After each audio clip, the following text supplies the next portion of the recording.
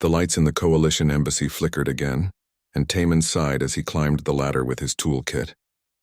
This was the third time this week the power system had failed in the alien quarters. Someone upstairs clearly didn't understand how Earth technology worked, and someone downstairs didn't care enough to fix it properly. He was 26 years old, and had been working as an engineer at the embassy for 2 years now. When Earth joined the Galactic Coalition, everyone thought it would be amazing. Aliens walking among humans, sharing technology and culture.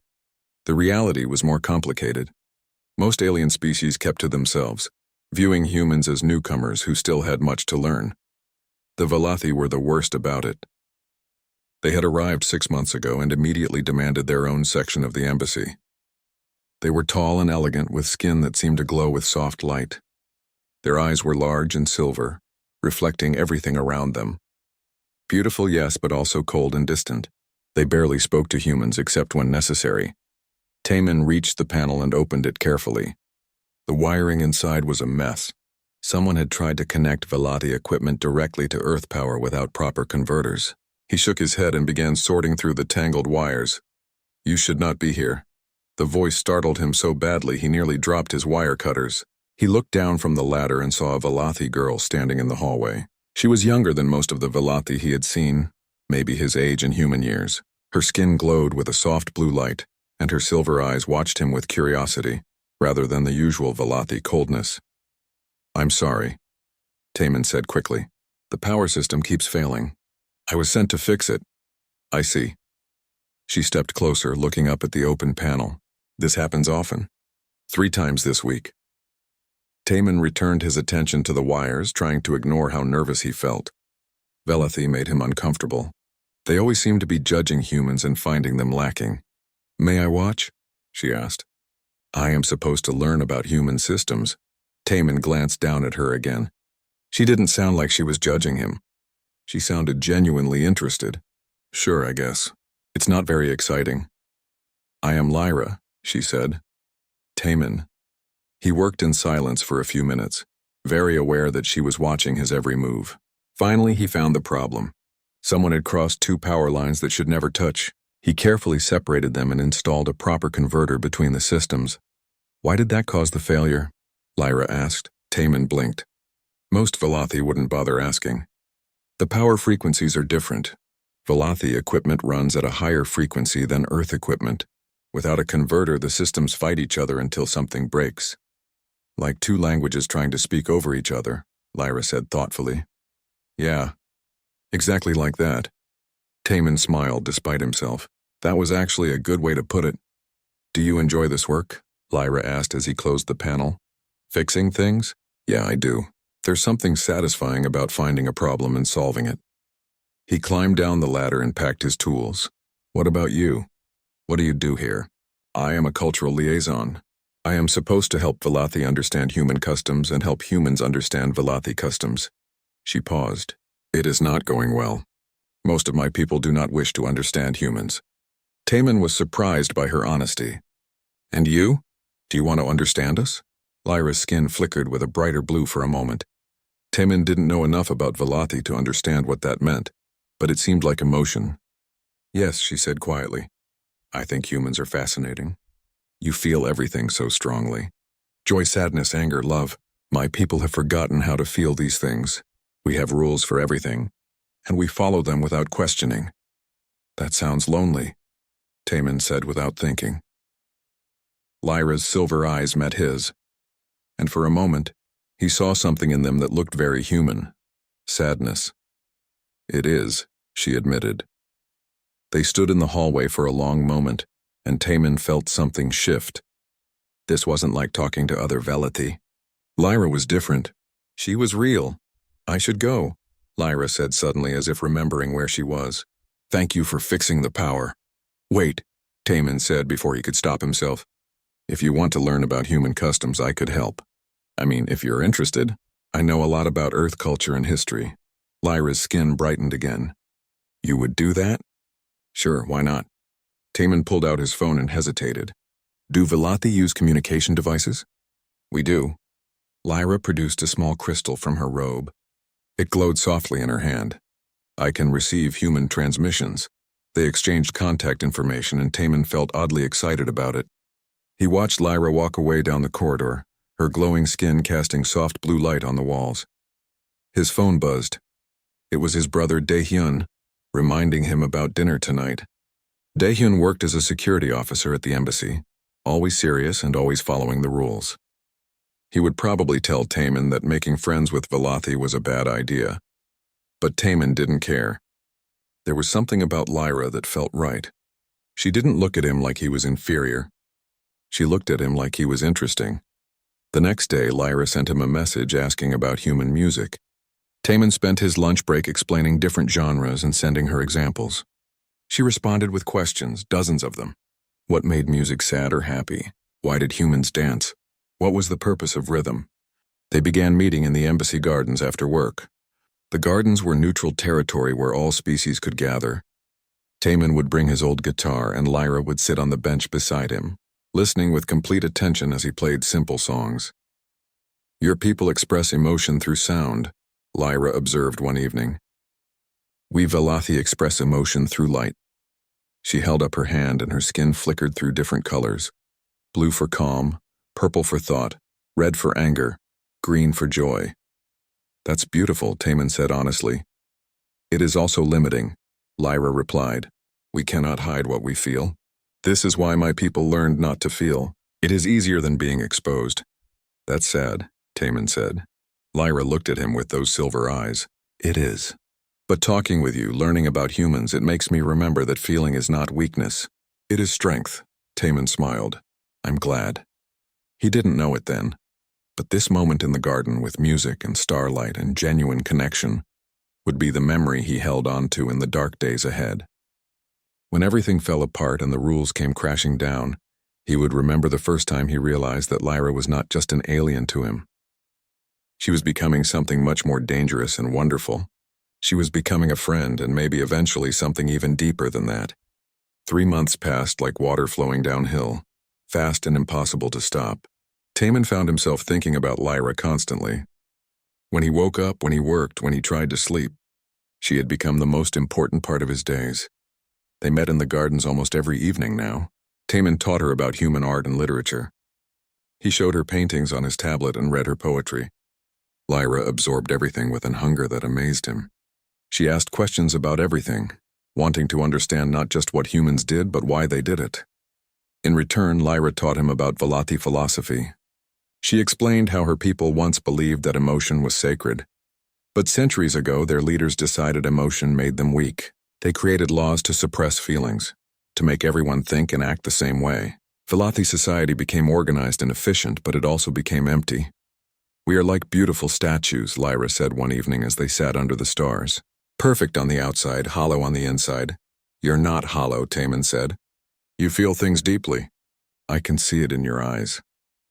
Lyra's skin flickered with purple light, the color of deep thought. That is why I am considered strange among my people. I have always felt too much. My parents sent me to Earth hoping the embassy work would teach me discipline. Instead, I met you. The way she said it made Taman's heart beat faster.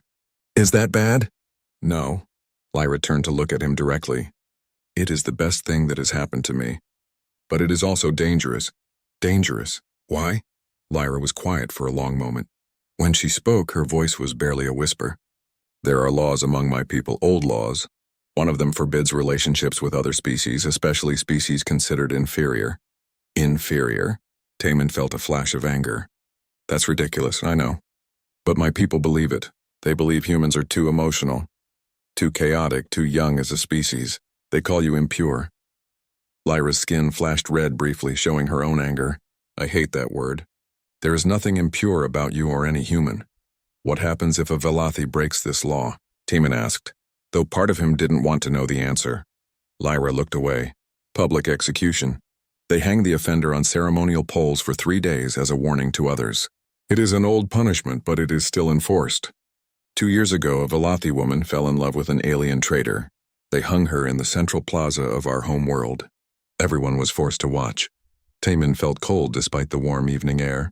That's barbaric. Yes. Lyra's voice was sad. But it is our law. They sat in heavy silence. Taman's mind was racing. He had known their friendship was unusual, but he hadn't realized it was forbidden, dangerous. The smart thing would be to stop meeting Lyra, to protect both of them. But when he looked at her, sitting beside him with her glowing skin dimmed by sadness, he knew he couldn't walk away. He didn't want to. "I don't care about their laws," Taman said firmly. "You're my friend. That's not wrong." Lyra turned to him and her eyes were bright. "Friend," she repeated softly. "Is that what we are?" Taman hesitated. Were they just friends? He didn't think so, not anymore. Somewhere between the music lessons and the poetry and the long conversations about everything and nothing, something had shifted. He looked forward to seeing her more than anything else.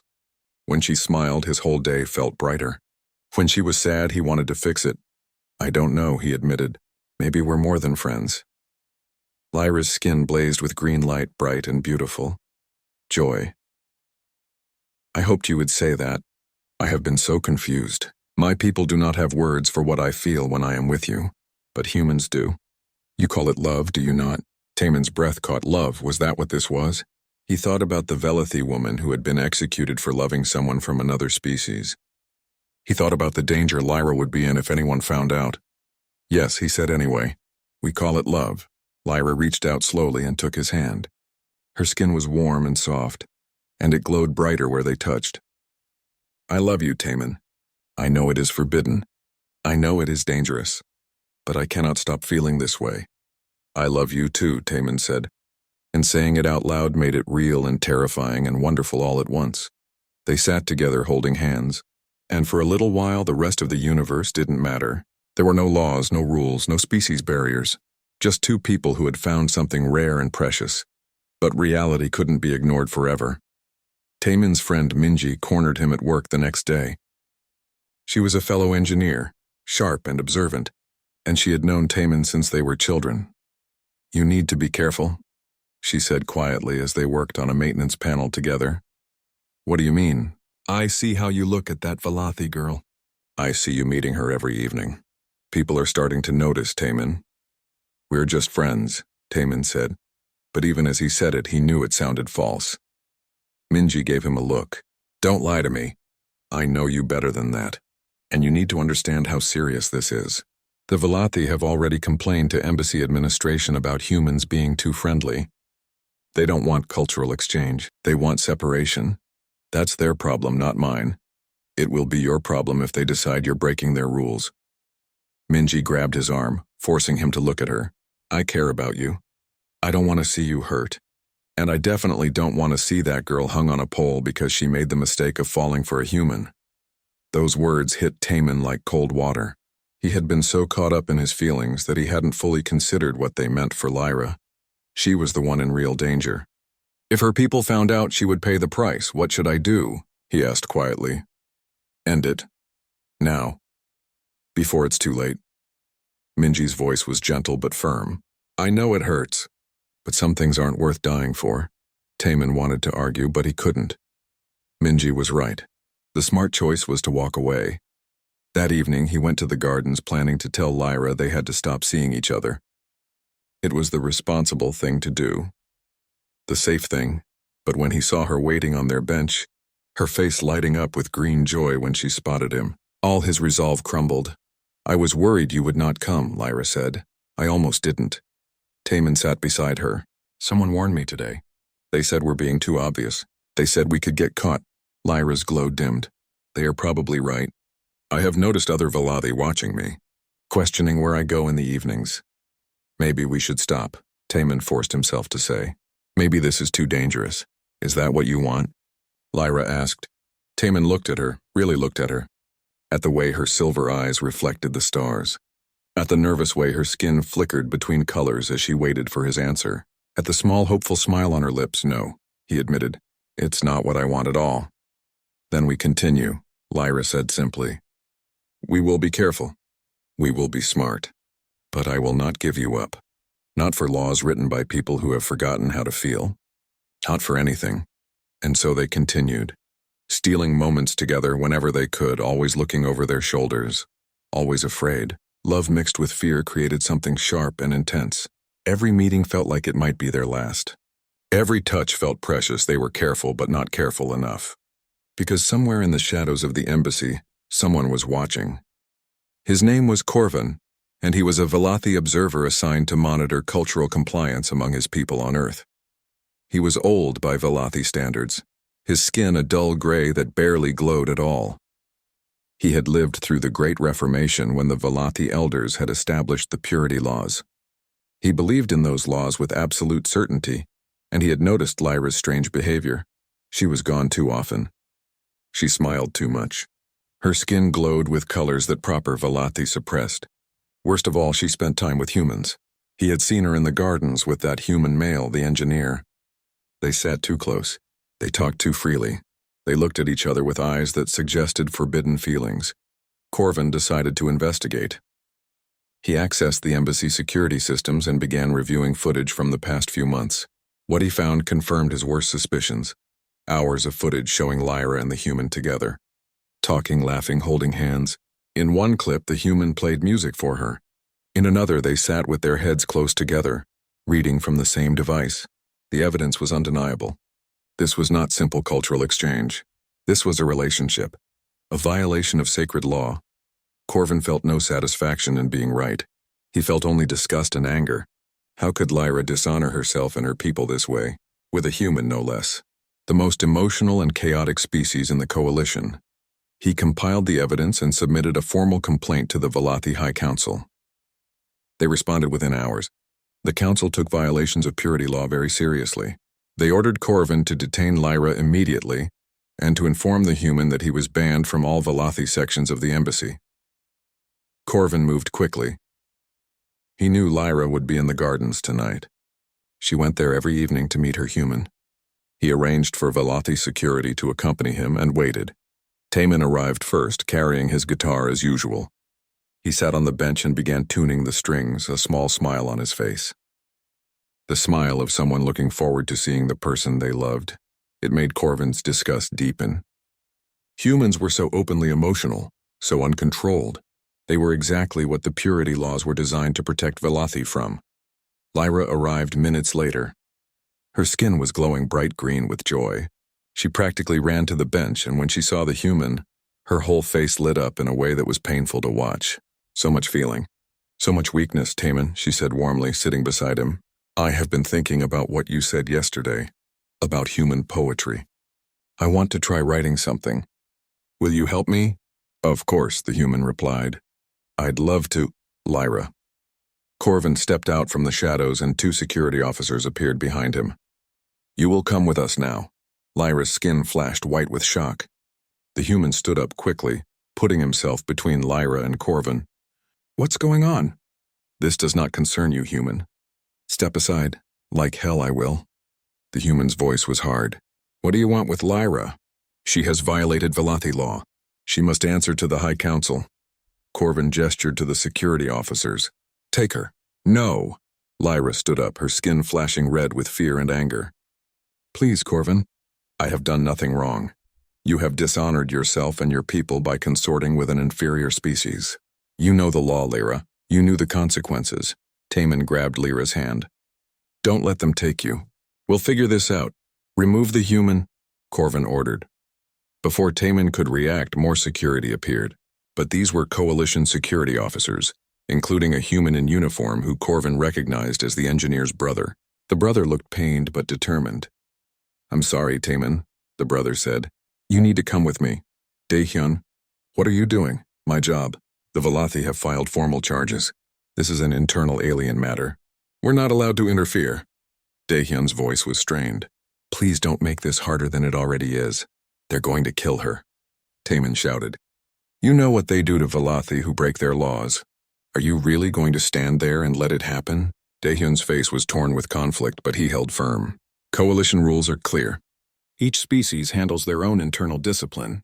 I don't like it, but I follow orders. The Velothi security officers seized Lyra. She didn't resist, but her skin blazed with every color at once, a chaos of emotion that even Corvin found difficult to witness. Taman, she called out as they pulled her away. I do not regret anything. I love you, Lyra. Taman tried to fight his way free, but Daehyun and 2 other officers held him back. Let me go. Daehyun, please.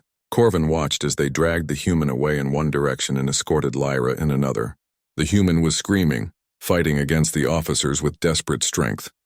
His brother was visibly struggling with the situation, his face showing the kind of emotional conflict that Corvin found distasteful. Humans were too emotional. This was exactly why the purity laws existed. Corvin followed as they took Lyra to the Velothi section of the embassy. She would be held there until the High Council convened for her trial. The trial was a formality, really. The evidence was clear. The punishment was already decided. In her holding cell, Lyra sat alone with her skin flickering weakly between dim colors. She looked small and frightened. Corvin almost felt something like pity, but he pushed it away. She had brought this on herself. "Why did you do it?" he asked through the barrier. "You knew the law. You knew the price." Lyra looked up at him with those silver eyes. "Because he made me feel alive. Because when I was with him I remembered what it was like to be more than just a servant to rules and tradition. I remembered that life is meant to be felt, not just endured. Emotions make us weak." "No." Lyra's voice was firm despite her fear. "Emotions make us real. And I would rather die being real than live being empty." Corvin had no response to that. He left her alone in the cell and went to prepare his report for the High Council. Meanwhile, in human quarters, Taemin was locked in his room with 2 guards outside his door. Daehyun stood inside with him, watching his brother pace like a caged animal. "How can you do this?" Taemin demanded. "How can you just stand there and follow orders when someone's life is at stake? Do you think this is easy for me?" Daehyun's voice cracked. "You're my brother. But I'm also a coalition officer. If I break the rules, it creates diplomatic chaos. Other species could leave the coalition. The whole alliance could collapse. I don't care about politics," Taemin shouted. "I care about Lyra. They're going to hang her on a pole and leave her there for 3 days. They're going to kill her slowly while everyone watches. And you're telling me that's acceptable because of diplomatic rules? I'm telling you I don't have a choice." "There's always a choice." Taemin stopped pacing and looked at his brother. "You can choose to be a good officer, or you can choose to be a good man. You can't be both right now." Daehyun looked away, his jaw clenched tight. "I'm sorry. Sorry isn't good enough." Outside, in the wider embassy, news of the arrest was spreading. Some aliens nodded in approval, supporting the Velothi right to enforce their own laws. Others looked uncomfortable, questioning whether such harsh punishments should be allowed in coalition spaces. Among the humans, anger was building. Minji heard about what happened and immediately began researching coalition law, looking for any loophole or technicality that could help.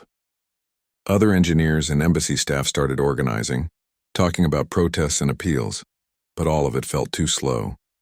The Velothi moved quickly when it came to purity law violations. By the next morning, they announced that the trial would be held that afternoon, and the sentence would be carried out immediately after. In his room, Taemin sat with his head in his hands. He had never felt so helpless in his life. The person he loved was going to die, and everyone around him was saying there was nothing he could do about it. But Taemin was human, and humans, for all their faults, had one quality that set them apart from most species in the galaxy. When faced with injustice, they didn't accept it. They fought back.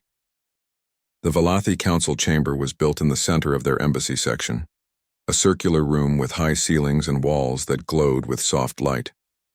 In the center stood Lyra, alone and small. Around her sat 5 council members, their gray skin barely glowing, their silver eyes cold and judgmental. The trial was public according to Velothi law. Every Velothi in the embassy was required to attend. Coalition observers were permitted to watch as well, as a courtesy. Dozens of different species filled the observation galleries, watching with varying degrees of interest and discomfort. Taemin was there too, held back by security but present. Daehyun had argued for his right to witness the proceedings. Now Taemin stood pressed against the barrier, his hands gripping the railing so hard his knuckles were white. Beside him, Minji and other human staff members watched in angry silence. Corvin presented his evidence to the council. He showed the security footage, image after image of Lyra and Taemin together, talking, laughing, touching. The final piece of evidence was an audio recording from the gardens, where both of them had clearly said they loved each other. The council watched everything with expressions of disgust. When Corvin finished, the head counselor, An ancient Velathi named Heron spoke. Lyra, daughter of Verath, you stand accused of violating the sacred purity laws. You have engaged in a romantic relationship with a member of an inferior species. Do you deny these charges? Lyra's skin was dim, cycling slowly through colors that showed her fear. But her voice was steady. I do not deny them. A murmur went through the Velathi observers. Some nodded in approval of her honesty. Others looked away in shame. Then you understand the seriousness of your crime? Heron continued. I understand that you consider it a crime, Lyra said carefully, but I do not agree that love is criminal. The council members reacted with shock. Heron's skin flashed red with anger.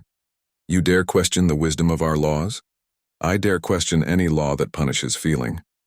Lyra's voice grew stronger and her skin began to glow brighter. For generations, we Velathi have suppressed our emotions in the name of purity and strength. But what have we become? We are cold. We are empty. We do not laugh. We do not cry. We barely even live. We simply exist. Control is strength, Heron said firmly. Control is fear. Lyra turned to address not just the council, but all the Velathi watching. We are afraid to feel because feeling makes us vulnerable. So we created laws to justify our fear. We call other species inferior to make ourselves feel superior. But it is a lie. Humans are not inferior. They are brave enough to feel everything, to love fully, to live completely. That is not weakness, that is courage. Taman felt his throat tighten as he listened to her speak. Even facing death, she was defending him. Defending their love. Defending humanity. I met a human named Taman, Lyra continued. He showed me music and art and poetry. He taught me that life is meant to be experienced, not just endured. When I am with him, I feel joy. I feel wonder. I feel love. And yes, I feel fear and sadness too, but all of it is better than feeling nothing at all. You have been corrupted by human emotion, Heron said dismissively. No, I have been awakened by it, and I know I am not the only one. Lyra looked around at the other young Velathi in the chamber. Several of them would not meet her eyes, but she could see their skin flickering with colors they tried to suppress. I see others who feel the same way I do. Others who are tired of living in shadows. Others who want to be more than what our laws allow. Enough. Heron's voice cut through the chamber like a blade. You will not use this trial to spread your corrupted ideas. The council has heard your confession. We now pronounce judgment. You are guilty of violating purity law. The sentence is death by ceremonial pole. You will be hung for 3 days as a warning to all who would consider similar violations. The sentence will be carried out immediately. Lyra's skin flashed white with fear, but she held herself tall. She did not beg. She did not plead. In the observation gallery, Taman let out a sound that was halfway between a shout and a sob. Dahyun grabbed his arm, holding him back as he tried to push forward. No, Taman said. No, you can't. She hasn't done anything wrong. The council ignored him. Velathi security officers approached Lyra and bound her hands with ceremonial restraints that glowed with soft light. They began to lead her from the chamber. Taman, Lyra called out, her eyes finding him in the crowd. I do not regret loving you. I will never regret it. Lyra, Taman fought against his brother's grip. I won't let them do this. Do you hear me? I won't let them. But the Velathi security was already taking her away. The council rose and filed out, their judgment complete. The observers began to disperse, some looking satisfied, others troubled. In the human section of the gallery, anger was building to a boiling point. This is insane, Minji said. We can't just stand here and let this happen. What choice do we have? Another engineer asked. It's their law. Coalition rules say we can't interfere. Coalition rules are wrong. Minji pulled out her tablet and began typing furiously. There has to be something we can do. Some loophole, some precedent. Dahyun was still holding Taman, who had stopped fighting but stood rigid with rage and grief. I'm sorry, Dahyun said quietly. I'm so sorry. Let me go, Taman said, his voice flat and cold. I can't, you're on watch. If I let you go, you'll do something that gets you killed. Maybe that's what I want. Well, it's not what she wants. Dahyun forced his brother to look at him. Do you think she went through that trial and gave that speech just so you could throw your life away? She stood there and defended your entire species. She defended love itself. Don't make her sacrifice meaningless. Taman's eyes were wet with tears he refused to let fall. Then what am I supposed to do? Just sit here and let her die? I don't know, Dahyun admitted. but rushing in without a plan will only get you both killed. Outside the chamber, the Velothi were already constructing the ceremonial pole in their courtyard. It was tall, made of a dark wood that was sacred to their people. 2 crossbeams formed the shape that would hold Lyra. The courtyard was positioned where it could be seen from many parts of the embassy, ensuring maximum visibility for the warning they wanted to send. Lyra was held in a preparation chamber, where they dressed her in traditional white robes. The robes were meant to symbolize how she had stained her purity. Other Velothi came to witness her final preparations, as was custom. Most looked at her with disgust. A few looked away, unable to meet her eyes. One young Velothi, barely more than a child, approached her quietly. "Is it true?" the girl whispered. "That humans can feel love so strongly?" Lyra looked at her and nodded. "Yes, and it is beautiful." "I think I would like to feel that way," the girl said, then quickly retreated before anyone could notice their conversation. Hours passed like years. The sun began to set over Seoul, painting the sky in colors that Lyra watched through her window. She wondered if Taemin was watching the same sunset. She hoped he was. She hoped he would remember the beautiful things they shared and not let this darkness be the only memory he kept. As night fell, the Velothi came for her. It was time. They led her through corridors lined with observers, down to the courtyard where the pole stood waiting. Lights had been set up to illuminate it, ensuring everyone could see. In the human quarters, Taemin watched from his window. He could see the courtyard clearly. He could see the pole, and as they brought Lyra out, he could see her white robes glowing in the lights. His brother stood beside him, silent and tense. The guards were still outside the door. "I have to do something," Taemin said quietly. "Like what?" "They have her surrounded by security. The courtyard is in Velothi territory. Coalition security can't enter without permission." "Then I won't ask for permission." Daehyun grabbed his arm. "That's suicide." "I don't care." "Well, I do." Daehyun's voice was rough with emotion. "You're my brother. I've already failed you once today by following orders I knew were wrong. I'm not going to fail you again by letting you die." Taemin turned to look at his brother, really look at him. He saw the conflict in Daehyun's eyes, the way his jaw was clenched tight, the tension in his shoulders. His brother, who had always followed rules and orders without question, was finally breaking. "Then help me," Taemin said simply. "Help me save her." Daehyun was quiet for a long moment. Through the window, they could see the Velothi raising Lyra toward the crossbeams of the pole. They could see her struggling now, her composure finally breaking as fear overwhelmed courage. "God help me," Daehyun whispered. Then louder, Okay, I'll help you. But we need a plan and we need help." Taemin felt hope spark in his chest for the first time since Lyra had been taken. "Minji. She said she was researching coalition law. Get her. Get anyone you trust. We have until dawn to figure something out." Daehyun pulled out his communicator. "I'm going to call in some favors." Outside, the Velothi finished securing Lyra to the pole, her arms spread along the crossbeams, her feet barely touching the ground. She hung there in her white robes lit by harsh lights, visible to anyone who cared to look. The 3-day sentence had begun, but Taemin wasn't going to let it end the way the Velothi intended. Minji arrived within minutes, her tablet clutched in her hands and fire in her eyes. Behind her came 3 other engineers and 2 human security officers who Daehyun had quietly contacted. They gathered in Taemin's room, speaking in low, urgent voices while the official guards outside remained unaware. "I found something," Minji said, pulling up documents on her tablet. "The execution grounds. According to the original embassy layout plans, that courtyard sits on a boundary zone. When the embassy was constructed, there was a dispute about whether it belonged to Velothi territory or coalition neutral ground. The issue was never officially resolved. They just agreed to disagree and moved on. So it's technically disputed territory?" Daehyun asked. "Exactly, which means coalition security has just as much right to enter as Velothi security. The Velothi are claiming jurisdiction, but legally they don't have exclusive authority there." Taemin felt his heart race. "That's our opening. If coalition security enters the courtyard, the Velothi can't call it a violation of their territory." "But coalition command won't authorize a rescue," one of the security officers said. "They'll say it's too politically sensitive." "Then we don't ask for authorization," Daehyun said quietly. Everyone turned to look at him. He took a deep breath. I'm a senior officer. I have authority to respond to security situations within coalition jurisdiction.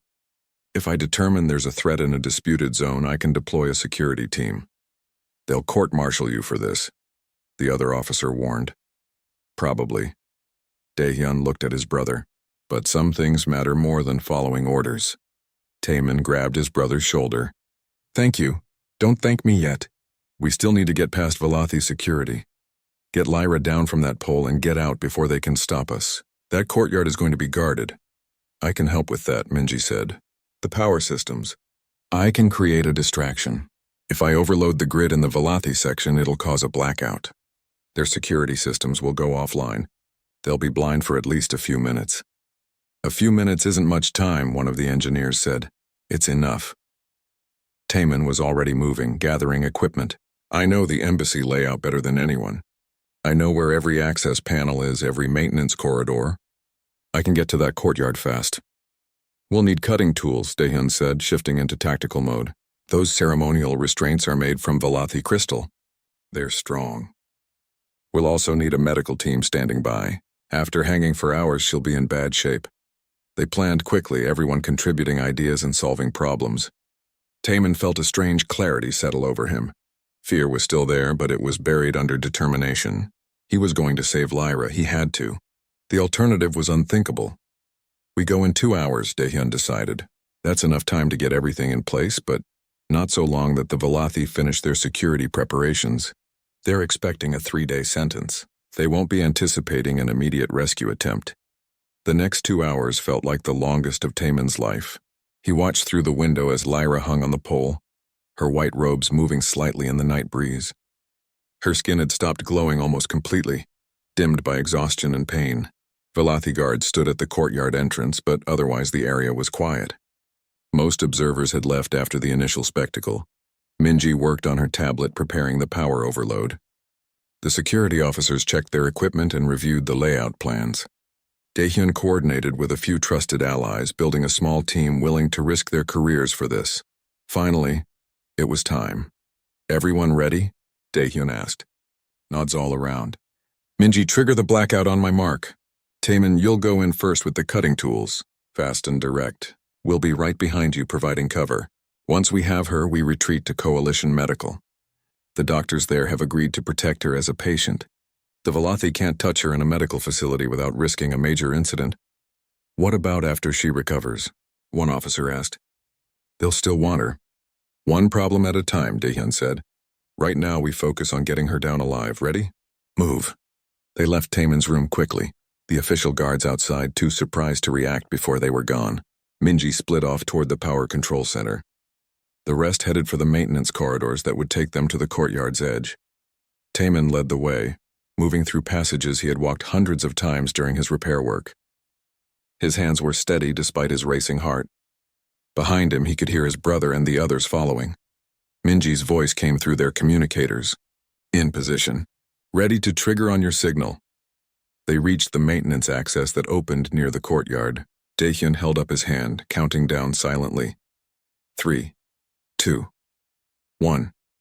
Now, Daehyun whispered into his comm. The lights in the Velathi section flickered once, twice, then died completely.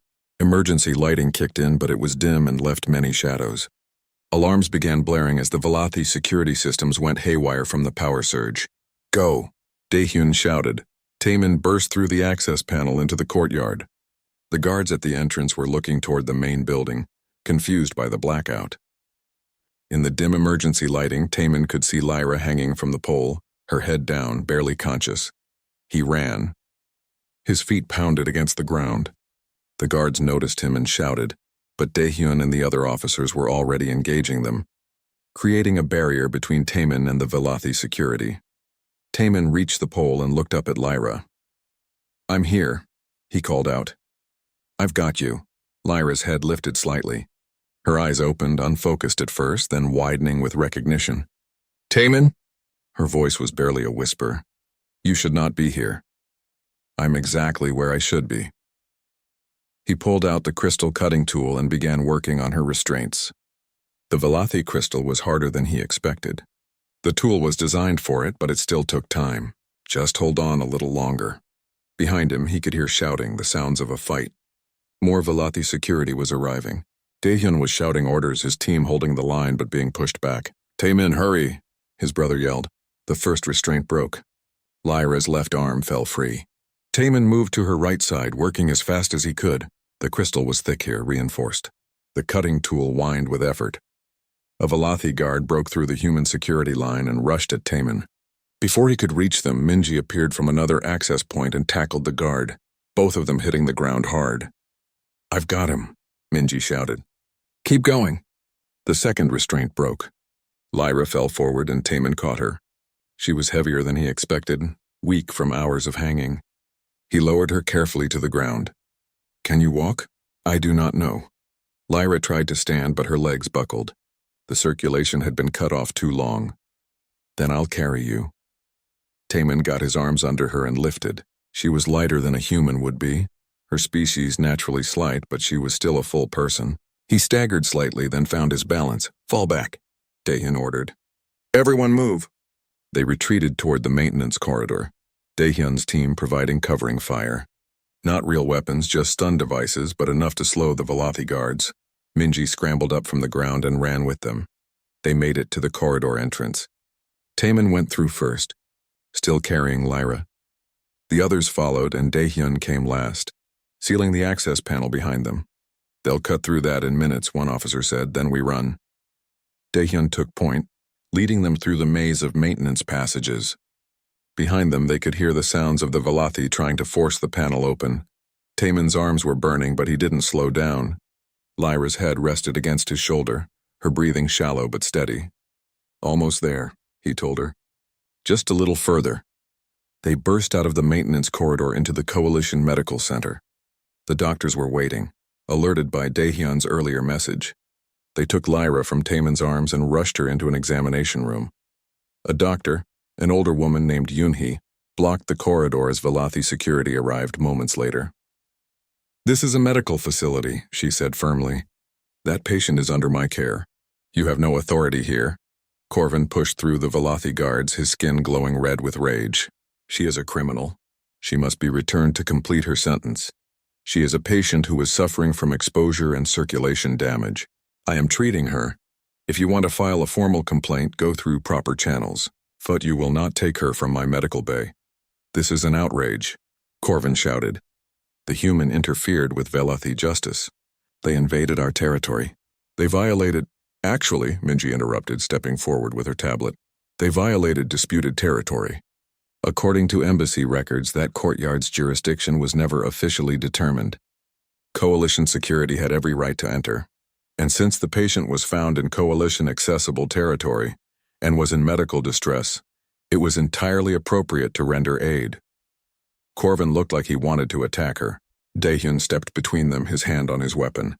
"I suggest you take this up with the council," he said calmly. "Right now you're in Coalition medical territory, and here we follow Coalition rules. That means no patient is released until the chief medical officer approves it." For a long moment everyone stood frozen. Then Corvin turned and stormed away, his guards following. But Taemin knew this wasn't over. Not even close. The diplomatic storm hit within hours. The Velothi government issued formal demands for Lyra's return and for Taemin's punishment. They called the rescue an act of terrorism, a violation of sovereignty and an insult to Velothi culture. They threatened to withdraw from the coalition entirely if their demands were not met. Other alien species watched nervously. The coalition was still young, still fragile. If the Velothi left, others might follow. The whole alliance that had taken decades to build could collapse over this single incident. Human authorities were divided. Some argued that Lyra should be returned to keep the peace. Others said that would make Earth complicit in an execution they all knew was unjust. The arguments went back and forth, getting louder and more heated as hours passed. Meanwhile, Taemin stayed in the medical center with Lyra. Dr. Yoonhee had treated her injuries and declared her stable but requiring observation. The doctor was using every medical excuse she could find to delay releasing her patient, but everyone knew she couldn't hold out forever. "How long can you keep her here?" Taemin asked Yoonhee during one of her rounds. "Maybe a week if I stretch the truth about her recovery needs." Yunhee looked tired. But honestly, Taemin, I'm just delaying the inevitable. Unless something changes at the diplomatic level, I'll eventually have to release her. And the moment I do, the Velothi will take her. Taemin nodded, his jaw tight. He understood. Yunhee was risking her career already by protecting Lyra this long. In her medical bed, Lyra was awake and aware of everything happening around her. Her skin cycled through dim colors, showing her anxiety. "You should not have saved me," she said quietly when Taemin sat beside her bed. "Now you and your brother will be punished. The doctor could lose her position, all because of me." "Don't." Taemin took her hand gently. "Don't you dare apologize for us choosing to do the right thing. What the Velothi were doing to you was wrong. We couldn't just stand by and watch. But the consequences are worth it." Taemin squeezed her hand. "Every single one. I'd do it again in a heartbeat." Lyra's eyes filled with tears, something Velothi rarely showed. "Why? Why would you risk so much for me?" "Because I love you, and because some things are more important than rules or politics or consequences. You are more important." Outside the medical center, protests were growing. Human citizens had gathered outside the embassy, holding signs and chanting. They had seen the footage of Lyra's trial, heard her speech defending humanity and love. They had seen her hanging on that pole, and they were angry. "Let her stay," they chanted. "Love is not a crime." The news media covered everything. Images of Lyra and Taemin together spread across human networks.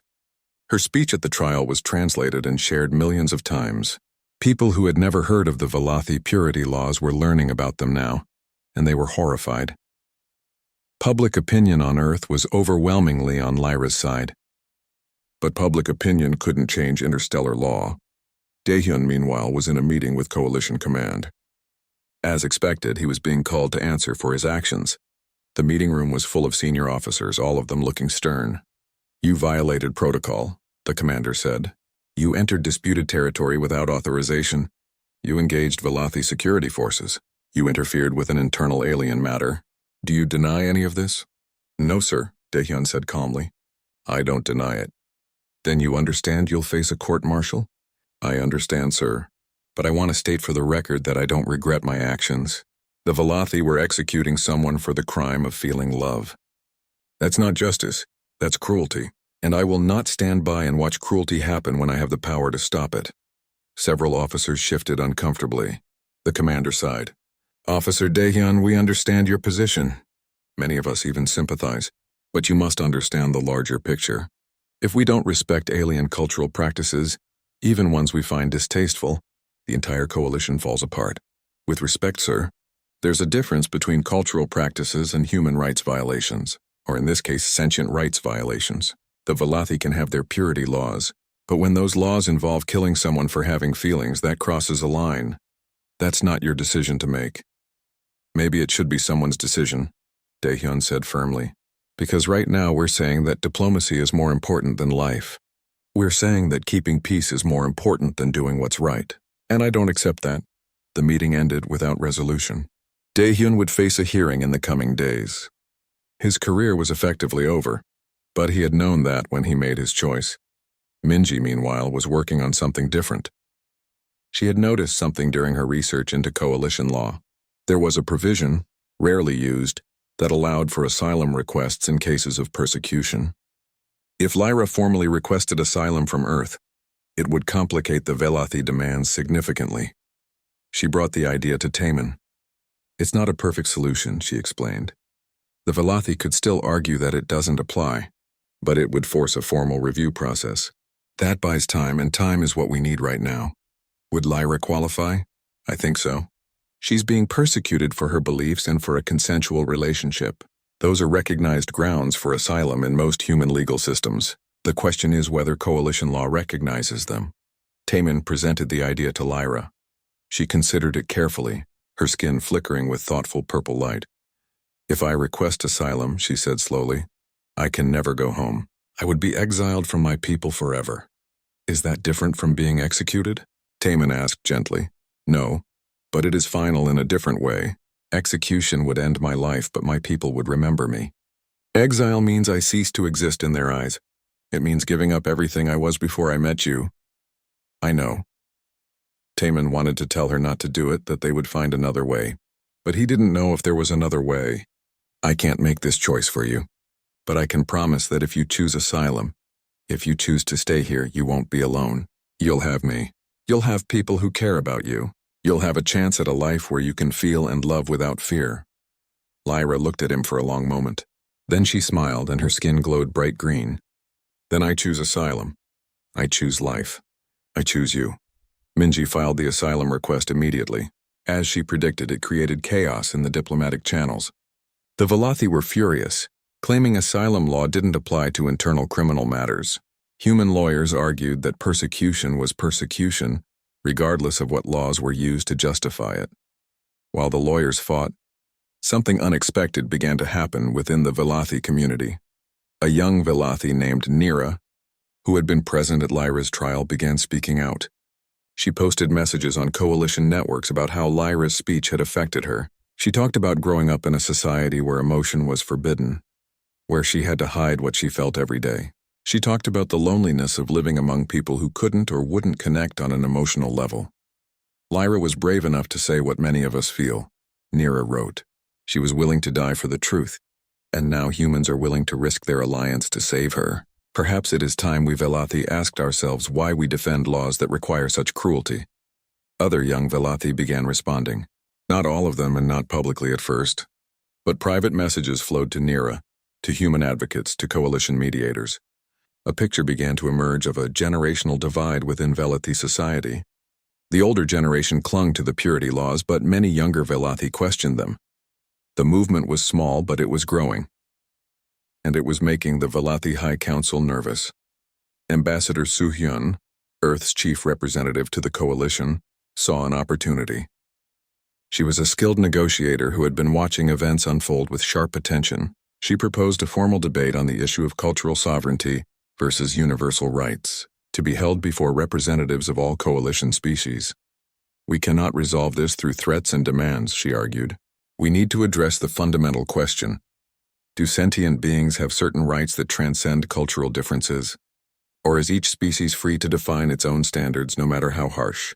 The coalition agreed to the debate, partly because they were desperate for any solution that might prevent the alliance from collapsing. A date was set for 1 week from now. Representatives from every member species would attend. In the medical center, Taemin told Lyra about the debate. Ambassador Su-hyun wants you to speak, he said. She thinks hearing from you directly in a formal setting could make a difference. What should I say? Lyra asked. Tell them what you told your council. Tell them the truth about what it means to feel, to love, to be alive. Tell them why those things matter more than any law. Lyra nodded slowly. I am afraid, she admitted. I am afraid I will fail. I am afraid nothing I say will matter. You're the bravest person I know, Taemin said firmly. You stood in front of your council knowing they would sentence you to death. And you still spoke truth. You can do this. The week passed in a strange suspended state. Lyra remained in medical care, protected but essentially imprisoned. Daehyun awaited his hearing. Taemin and Minji worked with Ambassador Su-hyun to prepare. The coalition grand chamber had never been so full. Representatives from every member species sat in their designated sections, creating a rainbow of different forms and colors. Media from dozens of worlds watched through screens and sensors. Outside, thousands of protesters from multiple species had gathered, both supporters and opponents of the Velothi position. The chamber was designed as a circle, with no species positioned above any other. In the center stood a neutral speaking platform. This was where Lyra would make her case and where the Velothi would defend their laws. Taemin sat in the human section, between Daehyun and Minji. His hands were clenched tight as he watched Lyra being escorted to a waiting area. She wore simple clothes, not the white robes of shame the Velothi had dressed her in before. Her skin glowed softly with nervous purple light. Ambassador Su-hyun opened the proceedings. We gathered today to address a question that affects all of us. When cultural practices conflict with what many consider fundamental rights, how do we proceed? The coalition was built on respect for diversity. But does that respect have limits? Today we will hear arguments from both sides, and then each species will have the opportunity to respond. The Velothi spoke first. Aaron, the council head, took the platform. His gray skin barely glowed as he outlined the Velothi position with cold logic.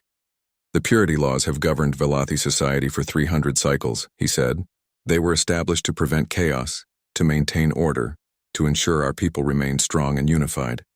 Without these laws, we would descend into the kind of emotional instability we see in younger species. The human who calls herself Lyra's lover exemplifies this problem.